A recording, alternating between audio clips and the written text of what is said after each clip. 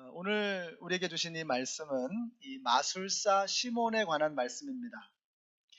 예루살렘에 임한 박해 때문에 성도들이 흩어지게 되었습니다. 여러분이 박해라는 것은 환영할 만한 것은 아니지만 그렇다고 두려워할 일도 아닙니다. 하나님은 모든 것을 합력하여 선을 이루시는 하나님이시기 때문에 그렇습니다.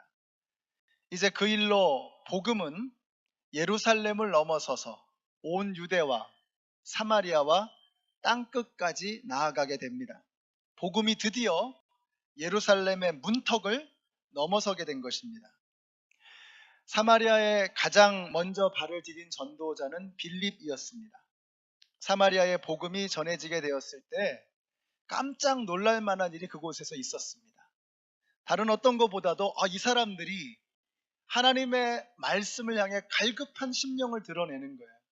그래서 귀를 쫑긋 세우고 몸을 바짝 당기면서 말씀을 향해서 달려가는 그 굶주린 갈급한 심령들을 빌립이 보게 되었던 것입니다.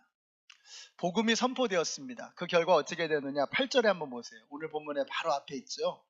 8절 보시면 뭐라 그래요? 그래서 그 성에는 큰 기쁨이 넘쳤다라고 말씀하고 있습니다. 여러분, 복음은 한숨을 찬송으로, 저주를 축복으로, 슬픔을 기쁨으로 바꾸시는 하나님의 능력인 것을 믿으시기 바랍니다. 그래서 복음이 임하면 기쁨이 넘치는 거예요. 찬양이 터져 나오는 것입니다. 여러분에게 그런 하나님의 복음의 징표가 여러분의 가정에, 우리 교회에 임하게 되시기를 예수님의 이름으로 축원합니다.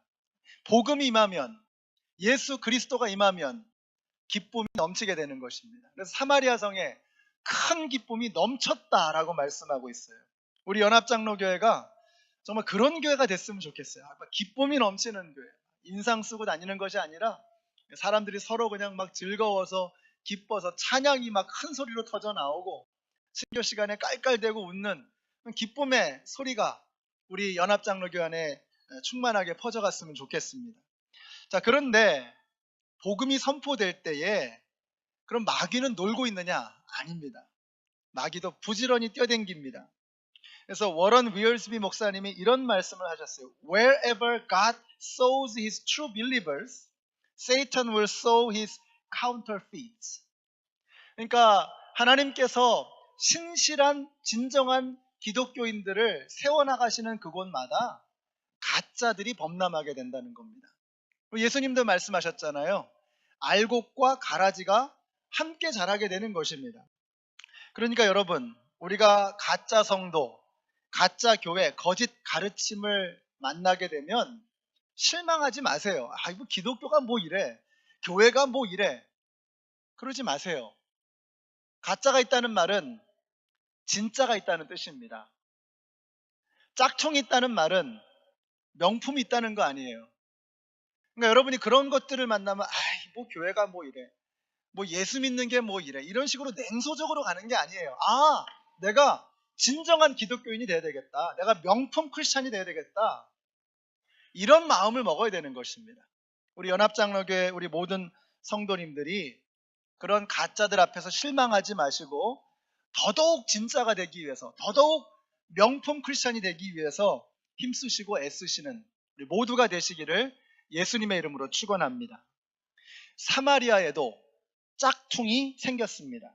그게 바로 시몬이었습니다. 9절에 보니까 그는 마술을 부려서 사마리아 사람들을 놀라게 하며 스스로 큰 인물인 채 하는 사람이었다라고 했습니다. 이게 바로 짝퉁이 하는 일입니다.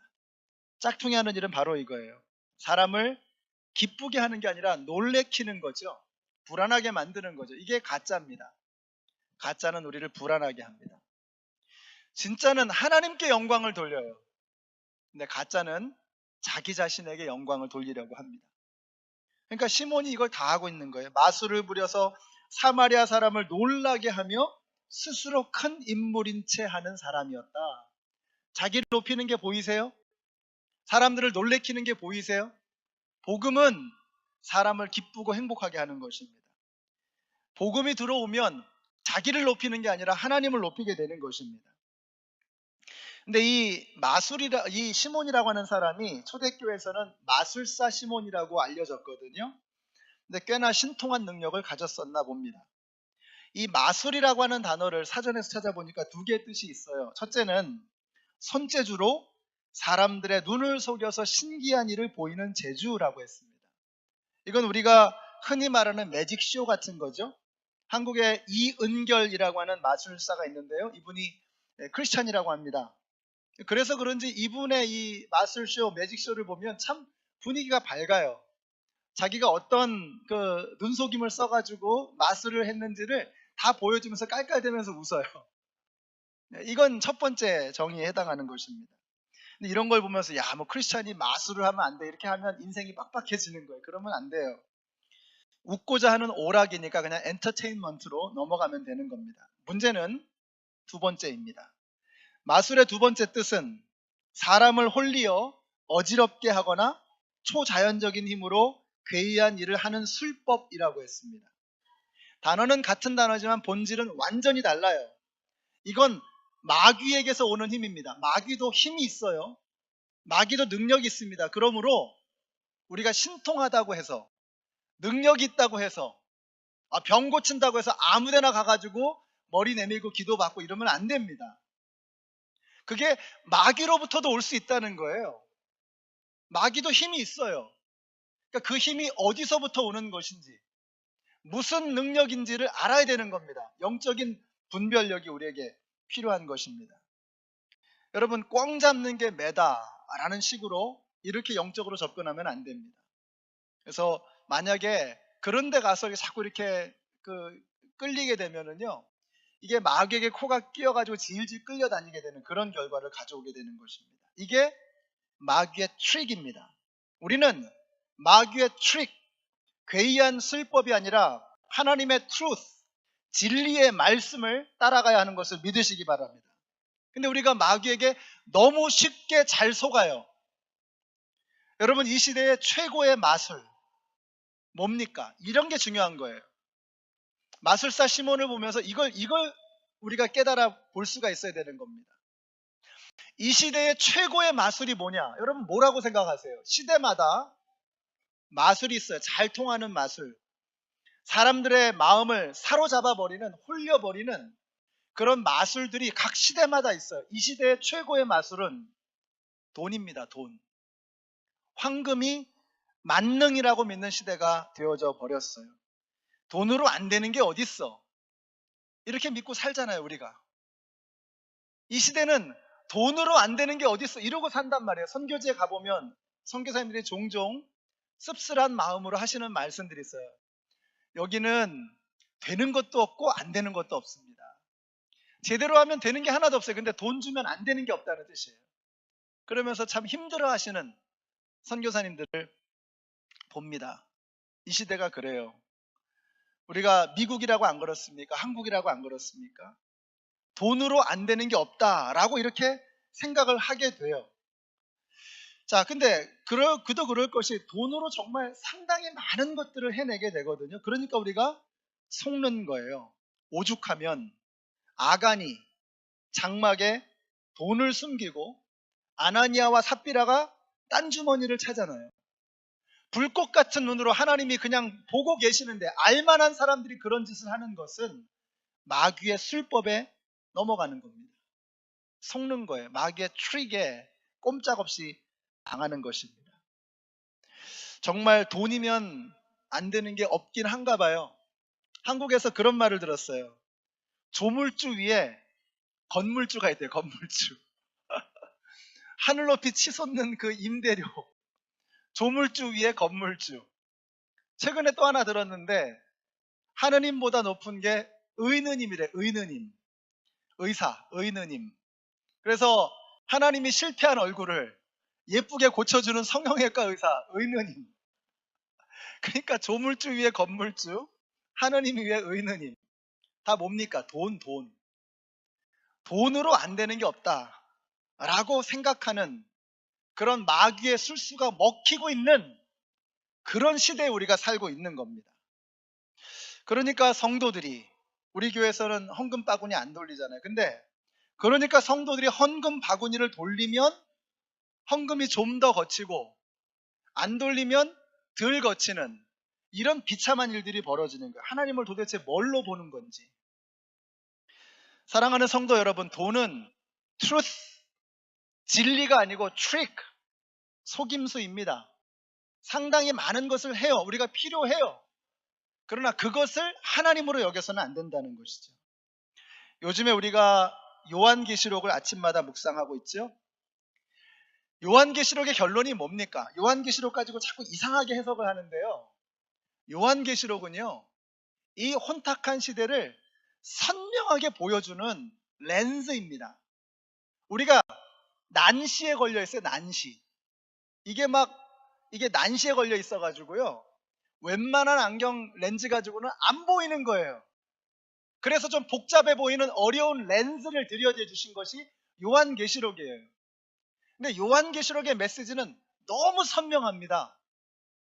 요한계시록의 시대적인 배경이 뭐예요? 로마 제국이에요. 로마 제국.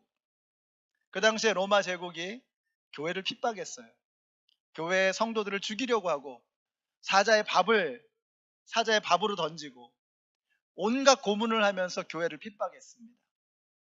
로마 제국 안에 살고 있는 모든 사람들이, 야, 로마 제국이 하나님이다. 로마 황제가 하나님이다. 로마가 가지고 있는 기술과 군사력과 법률과 제도와 그 모든 것들을 하나님처럼 여기며 살아가는 겁니다. 근데 하나님께서 요한을 통해서 보여주시잖아요. 비전을, 환상을 보여주시잖아요. 하늘 위에 올라가 보니까 뭐예요? 야, 저 땅 위에서는 로마가 하나님인 것 같은데 하나님이 보여주시는 비전, 환상을 보니까 그게 아니더라는 거예요. 하나님이 역사의 주관자이시더라는 거예요. 하나님이 진정한 이 시대의 주인이라는 거예요. 그게 요한계시록의 핵심이에요. 그러니까 여러분이 요한계시록 보면서 엉뚱한 상상하거나 엉뚱한 메시지를 거기서 받으시면 안 돼요. 요한계시록의 결론은 이겁니다. 어린 양 예수 그리스도가 승리하신다. 하나님의 뜻이 이루어진다. 그것이 요한계시록의 결론이요, 그것이 성경 전체의 결론입니다. 하나님의 뜻이 이루어지는 것, 하나님이 승리하신다라고 하는 것, 속지 말라는 거예요. 각 시대마다 마귀가 사용하는 요술들이 있거든요. 술수가 있거든요. 그 마귀의 트릭에, 마귀의 속임수에 넘어가지 말라는 거예요. 이 시대는 돈이라 그랬잖아요. 돈. 여러분, 돈에게 속지 마십시오. 돈에게 여러분이 홀려서는 안 되는 거예요. 필요한 것이지만 여러분이 돈의 주인이 되어야지 돈의 노예가 되어서는 안 되는 거예요. 돈이 여러분을 사로잡아서는 안 되는 것입니다. 그게 마귀에게 코가 껴가지고 질질 끌려다니는 모습이라는 거예요. 세상 사람들은 그럴 수 있잖아요. 그러나 예수를 왕으로 믿는, 예수를 그리스도로 섬기는 우리는 그러면 안 되잖아요. 아니, 교회까지 그러면, 성도들까지 그러면 어쩌자는 것입니까?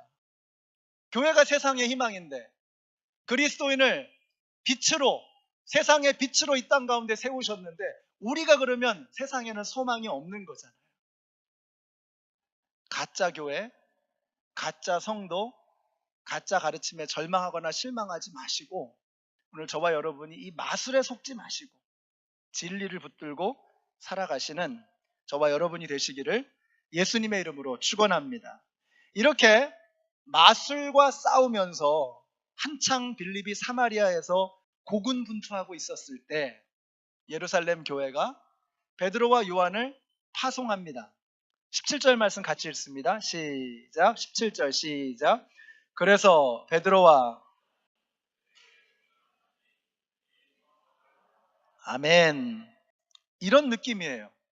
빌립이 선발 투수로서의 사명을 다 감당해내니까 이제 하나님께서 베드로와 요한을 구원 투수로 등판시키시는 겁니다. 여러분, 지난주의 말씀 기억하시죠? 같이 한번 읽어보실까요? 시작. 몸은 하나이지만 많은 지체가 있고 몸의 지체는 많지만 그들이 모두 한 몸이듯이 그리스도도 그러합니다. 지난주에 주신 말씀이죠. 우리 인간은 필연적으로 상호 의존적인 존재입니다. 서로 기대면서 우리는 더 강력하고 더 건강하고 더 행복합니다. 주님의 일도, 주님의 사역도 함께 하면 더 즐겁고 더 능력이 나타나는 거. 혼자 하면 힘들고 피곤하고 재미없는 겁니다. 빌립과 베드로와 요한이 함께 동역하고 있는 이 모습이 보이세요? 같이 해야 되는 거예요. 자, 그때쯤 이제 마술사 시몬이 본색을 드러내기 시작해요. 18절에 보세요. 시몬은 사도들이 손을 얹어서 성령을 받게 하는 것을 보고 그들에게 돈을 내고서 말하기를, 내가 손을 얹는 사람마다 성령을 받도록 내게도 그런 권능을 주십시오. 돈 주고 하나님의 능력을 사겠다는 겁니다. 바로 여기서 영어 단어에 사이몬이라는 단어가 나왔어요. 사이몬이라 그래요. 영어로 시몬이, 영어로 볼 때 사이몬이거든요. 근데 사이모니라고 하면 이게 뭐냐면 성직 매매. 그러니까 하나님의 능력, 하나님께서 주신 직분을 돈 주고 사고 팔려는 거. 이게 사이모니입니다. 시몬이 바로 그 짓을 하고 있는 거죠. 그는 하나님에게는 관심이 없었어요. 그의 관심은 하나님의 능력이었습니다. 그러니까 하나님의 능력을 돈 주고 사는 거죠. 왜요? 이게 좋은 투자니까. 상당한 돈을 들여서 하나님의 능력을 구매하면, 투자하면 그걸 통해서 더 많은 돈을 가질 수 있다 라고 하는 것이 시몬의 생각이었어요. 이거 좋은 투자단 말이죠. 대박이라는 얘기죠. 이것만 되면 대박이다. 그러니까 돈 주고 하나님의 능력을 사려고 하는 것입니다. 여러분, 우리의 문제가 바로 여기에 있습니다. 우리가 하나님에게는 별로 관심이 없어요. 하나님의 능력에 관심이 너무 많아요. 이것이 오늘 나누고자 하는 두 번째 메시지입니다. 우리는 주신 것이 아니라 주신 분에게 초점을 맞춰야 합니다. 우리가 자꾸 주신 것에 관심을 가져요. 오늘 여기 나오신 여러분들, 저는 여러분이 이 예배를 통해서 하나님의 은혜를 받기를 원합니다. 여러분이 하나님의 능력을 받기를 원해요. 하나님의 축복을 받기를 원합니다. 하나님의 위로를 받기를 원해요.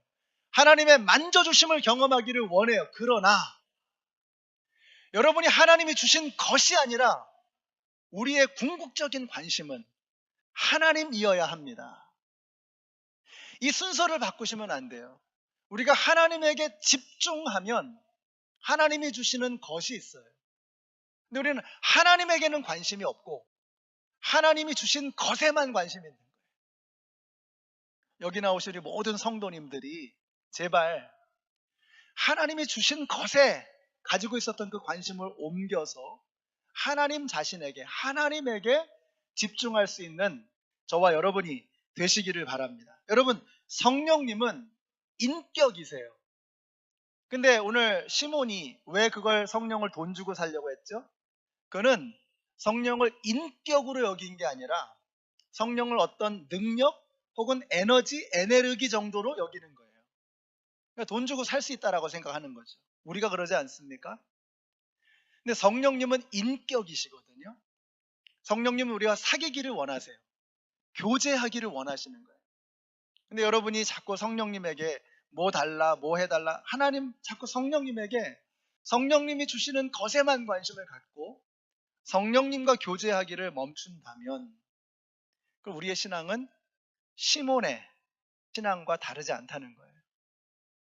오늘 여기 나오신 우리 모든 성도님들, 연합장로교회 성도님들, 저는 여러분들이 정말 하나님이 주신 것이 아니라 하나님에게 관심을 가지시고 성령님과 교제하시고 성령님을 가슴으로 만나시는 저와 여러분이 되시기를 우리 예수님의 이름으로 축원합니다. 자, 그런데 우리는 성령님과 사귀는 것이 좀 부담스럽습니다. 왜 그럴까? 저는 오해 때문에 그런 거예요. 오해. 성령님에 대한 오해. 성령님은 잔소리꾼이 아니십니다.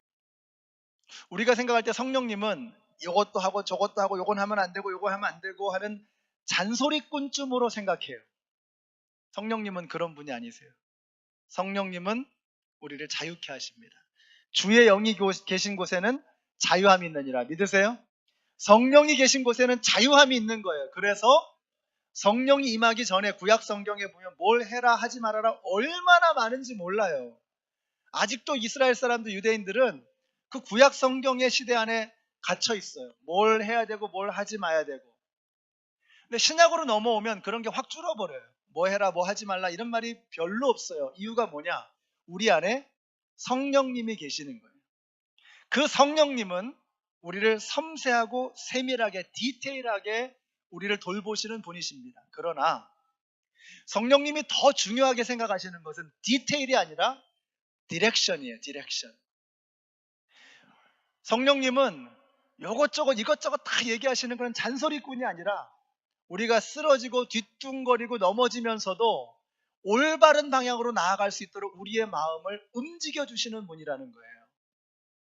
우리가 오해하면 안 됩니다. 성령님은 잔소리꾼이 아니에요. 성령님은 우리를 자유케 하시는 분이십니다. 그래서 저는 여러분이 성령님 안에서 주님이 주시는 그 자유함을 마음껏 누릴 수 있게 되시기를 바라요. 오해를 푸셔야 합니다. 또 한 가지 오해는 뭐냐면 성령님은 우리를 금욕하게 하시고 우리의 행복을 제한하거나 심지어는 방해하는 분이라고 생각하는 분이 있습니다. 그렇지 않습니다. 오히려 참된 행복을 잃어버리고 욕망의 노예가 돼서 마귀에게 질질 끌려다니는 그 노예와 같은 우리들을 자유케 하시고 우리에게 진정한 행복, 영원한 행복을 베풀어 주시는 분이 성령님이세요. 그래서 성령이 임하면, 그래서 복음이 임하면 큰 기쁨이 넘치게 되는 거예요. 예수 믿는 사람은 이미 행복의 모든 필요 충분한 조건을 갖춘 것을 믿으시기 바랍니다. 예수 믿고 나서도 뭐가 필요하고 아니 하나님이 계신데 하나님이 주실 것을 뭘 걱정합니까? 하나님이 계시는데. 근데 하나님이 주시는 것에만 관심을 가지니까 하나님에 대해서 불안한 거예요. 이게 없으면 불안하고 저게 없으면 불안하고. 근데 여러분 안에 하나님이 있다고 한번 생각해 보세요. 하나님이 있는데 뭐가 불안합니까? 뭐가 두렵습니까? 뭐가 불만이에요? 하나님이 계시는데. 우리가 성령님에 대한 오해, 성령님은 우리를 금욕주의자로 만들고 우리의 기쁨을 방해하고 우리의 행복을 힘들게 하는, 제한하는 그런 분쯤으로 생각하는데 그렇지 않아요. 그분은 우리에게 최고의 행복을 선사해 주실 수 있는 분이십니다. 그러므로 예수 믿는 사람은, 성령을 품고 살아가는 사람은 표정에서, 삶의 모습 속에서 드러나게 되어 있어요. 그러니까 표정 보면 알아요. 그 사람의 살아가는 삶의 모습 보면 알아요. 그 사람이 하는 말을 보면 알아요. 그 안에 성령이 있는지 없는지를 미루어 짐작할 수 있게 되는 거예요. 여러분이 자꾸 잊어버리시는 것 같아서 한번 좀 따라해 주세요. 여러분이 얼마나 행복한 사람인가 한번 따라해 주세요. 예수 믿는 나는, 다시 한번, 예수 믿는 나는 행복한 사람입니다. 믿으세요? 우리 한번 옆 사람에게 이렇게 말씀해 주세요. 예수 믿는 당신은 행복한 사람입니다. 말씀해 주세요. 충분해요. You have enough. More than enough. 예수 믿는 당신은 행복한 사람이십니다. 이거 정말로 믿으세요? 예수님 한 분만으로 충분하세요? 예수님 한 분만으로 만족하세요? 하나님이 계시면 그 하나님이 주시는 것은 염려할 게 없는 거예요. 하나님이 내 안에 있는데. 근데 왜 하나님이 주신 것에만 관심을 갖고, 하나님이 뭐 안 주면 불안해하고 뭐 없으면 불안해하고. 왜 그래요? 하나님이 내 안에 없으니까 그런 현상이 생겨나게 되는 거예요. 그런데 예수 믿는 사람들이 예수 없는 사람처럼 살아간단 말이죠. 자꾸 뭘 정죄하고 판단하고 분열을 조장하고 불평을 쏟아내고, 이건 예수 믿는 사람들의 모습이 아닌 것입니다. 만족한 사람은, 충분한 사람은, 행복한 사람은 그러지 않아요. 돈 주고 성령의 능력을 사려는 시몬에게 베드로가 어떻게 하죠? 20절 말씀 같이 읽습니다. 시작. 베드로가 그에게 말하였다. 그대가 하나님의 선물을 돈으로 사려고 생각하였으니 그대는 그 돈과 함께 망할 것이요. Your money perish with you 라고 했어요. 돈과 함께 망할지어다. 그 옆에 누가 있었을까요? 빌립이 있었죠. 빌립의 마음이 뜨끔했을 겁니다. 아이고, 그래도 우리 사마리아 교회 교인인데 베드로 목사님 너무 세게 말씀하시는 거 아니에요? 뜨끔했을 거예요. 실족할까 봐. 빌립은 그래서 빌립과 베드로의 동역이 참 귀한 것 같아요. 빌립이 그렇게 얘기하기는 좀 어렵잖아요. 그러니까 베드로를 파송해 주셔가지고 베드로를 통해서 그렇게 센 말씀을 하시는 겁니다. 근데 가만히 한번 보세요. 빌립도 베드로도 같은 마음인 거예요.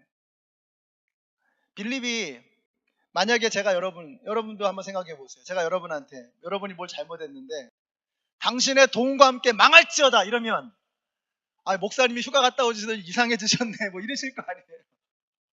뭘 잘못 드셨나 이러실 거 아니에요. 제가 보통 빌립처럼 얘기하잖아요. 보통 부드럽게 얘기하는 편이잖아요. 그죠? 그런데 종종 생각해요. 내 안에 목회자는 이 빌립도 돼야 되지만 베드로도 돼야 되겠다는 생각을 해요. 목자에게는요, 두 개의 도구가 있습니다. 목자에게는 지팡이와 막대기가 있어요. 막대기는 어디 있을까요? 이 이리떼가 막 달려들 때 이리떼를 공격을 해가지고 양들을 보호하기 위해서 막대기가 필요한 거예요. 또 양들이 엉뚱한 데로 가면은 막대기를 때려가면서 그렇게 야단쳐 가면서 이렇게 올바른 곳으로 인도하는 거죠. 지팡이는 언제 필요한 거죠? 양이 구덩이에 빠졌을 때, 어디 가시나무에 걸렸을 때 이렇게 구부러진 지팡이로 양을 이렇게 건져내는 거죠. 지팡이와 막대기가 목자에게 다 필요해요. 베드로도 빌립도 있어야 되는 거예요. 부드럽게 말할 때가 있고 강하게 강력하게 이야기해야 될 때가 있는 것입니다. 그러나 지팡이와 막대기의 목적은 동일합니다. 그 목적이 뭐냐? 22절 말씀 같이 읽습니다. 시작. 그대는 이 악한 생각을 회개하고 주님께 기도하시오. 그러면 행여나 그대는 그대 마음속에 나쁜 생각을 용서받을 수 있을지도 모르오. 이게 베드로의 본심입니다. 그러니까 제가 돈과 함께 망할지어다 해도 이게 목사님의 본심은 망하라는 말이 아니라 이것 때문에 회개하고 기도하고 돌이키라는 뜻이구나. 이렇게 받아주셔야 돼요. 아멘이세요? 네. 그래서 여러분, 지팡이와 막대기의 목적은 동일하다는 거예요. 베드로의 메시지와 빌립의 메시지는 같은 거예요. 이게 시몬에게 돈과 함께 망할지어다 했을 때 이게 망하라는 말이 아니잖아요. 여기 지금 베드로가 이야기하잖아요. 회개하고 기도하면 하나님 앞에 무릎 꿇고 잘못을 용서를 구하면 하나님이 구해 주실지도 몰라. 이게 이 절절한 마음이 베드로의 마음이라는 거예요. 돌이키라는 거예요. 죽으면 안 된다는 거예요. 그 길로 계속 가면 안 된다는 것입니다. 이것이 오늘 말씀의 마지막 포인트이자 결론입니다. 오늘 이 말씀과 함께 마술사 시몬에게는 두 개의 길이 열리는 겁니다. 은과 함께 망할 것이냐, 아니면 회개하고 기도함으로 살아날 것이냐. 학자들 사이에는 시몬이 어떻게 됐을까에 관한 의견이 분분합니다. 주로 부정적인 게 많습니다. 교회사에 내려오는 이야기를 보면 이 시몬이 많은 여러 이단들의 그 수괴 역할을 했다. 특별히 영지주의의 그 괴수 역할을, 수괴 역할을 했다는 이런 이야기들이 나옵니다. 그런데 재미있는 것은요, 오늘 성경 말씀에는 시몬에 대해서 어떠한 이야기도 하지 않고 있어요. 이른바 오픈 엔드입니다. 마무리가 열려져 있는 거예요. 제가 이 말씀을 묵상하면서 왜 하나님께서, 왜 누가가 이 시몬의 운명의 마지막 결론에 대해서 오픈해 놓았을까? 우리가 시몬 아닙니까? 우리가 마술을 부리려고 하고 우리가 마귀에게 콧겨가지고 그러고 다니는, 우리가 그렇게 하나님의 능력에 다 관심이 있었던 그런 시몬이 바로 우리들이잖아요. 그 시몬과 같은 우리에게 지금 두 갈래의 길이 남겨져 있는 거예요. 은과 함께 망할 것이냐, 아니면 주님과 함께 살아날 것이냐. 오늘 이 질문이 저와 여러분에게 주시는 하나님의 도전입니다. 은과 함께 망할 것이냐, 하나님의 말씀과 함께 살아날 것이냐? 우리 연합장로교회 모든 성도님들이 마귀의 귀괴한 술책에 사로잡혀서 멸망의 길로 가지 마시고 성령님께 사로잡히셔서 생명의 길로 담대하게 걸어 나가시는 우리 모두가 되시기를 예수님의 이름으로 축원합니다.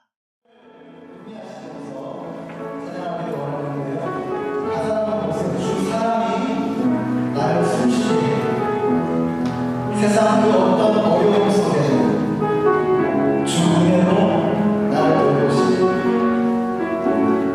여러분 그 주님의 사랑이 주님이 우리를 어려움까지 인도하셨습니다. 이제는 주님이 주신 것 말고 제발 주님을 만나는 우리 모두가 됐으면 좋겠습니다. 우리 고백으로 찬양하겠습니다. 주 사랑이 나를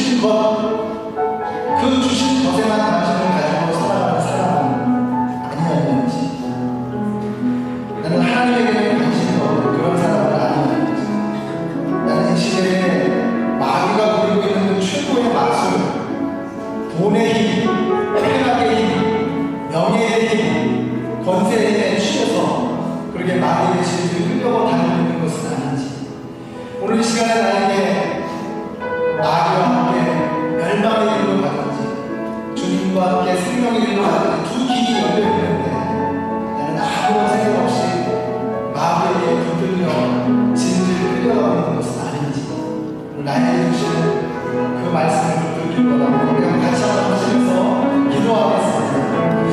은혜의 하나님, 사랑의 하나님, 능력의 하나님, 하나님 감사합니다. 우리에게 나아갈 것을 이루시니 감사합니다. 오늘 지금 저희가 주님이 주신 거에만 주시에 살았습니다. 이제는 주님이 주신 것이 아니라 주님에게 당신을 갖는 저희들에게 원합니다. 주신 것이 아니라 주신 그분의 당신을 갖는 저희를 집중하는 저희들이 되게 하여 주시옵소서. 이 시대에 나아가 그 나후에 비가 오며 섰던 것을 저희가 되지 않게 하여 주시옵소서. 이제 아버지 하나님, 주님의 저희들이 여러분이 생명을 나아가기를 원합니다. 우리를 위해서 생과 피를 다 내어주시니 최고의 사랑을 보여주신 주님, 그 주님을 향해 믿음으로 담대하게 나아가는 저희 모두가 될 수 있도록 주님 도와주시길 간절히 원합니다. 주님 함께하여 주시옵소서. 주님의 은혜로 사랑을 저희를 되게 하여 주시옵소서. 주님을 만나는 저희들이 될 수 있도록 하나님 도와주시기를 간절히 원합니다. 우리의 마음을 아시는 주님, 우리의 양심을 아시는 주님, 오늘 이 시간에 하나님 없이는 이 자리를 떠나지 않겠다고 결심하는 저희들 모두가 되게 하여 주시옵소서. 이제는 생명의 근원이 되시는 우리 주 예수 그리스도의 은혜와 하나님 아버지의 크신 사랑과 성령님의 교통하심이 우리에게 어떤 것도 주실 수 있지만 최고의 사랑으로 당신의 살과 피를 내어주신 그 예수님 한 분만으로 충분하다는 확신을 가지고 주님과 함께 생명의 길로 나아가기를 소원하는 하나님의 모든 백성들 머리 위 이제로부터 영원토록 함께 하시기를 예수님